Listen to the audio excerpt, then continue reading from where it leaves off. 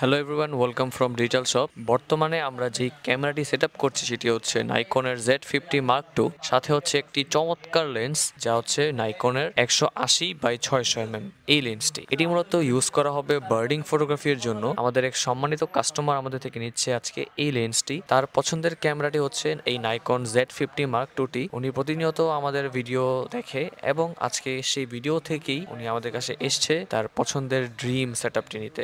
ভাইয়ের জন্য শুভকামনা রইল এবং চলেন কিছু ইনফরমেশন জেনে নেওয়া যাক। আমরা ভাইকে দিচ্ছি লেন্স হিসাবে 180-600 এবং বডি হিসাবে দিচ্ছি Z50 Mark II।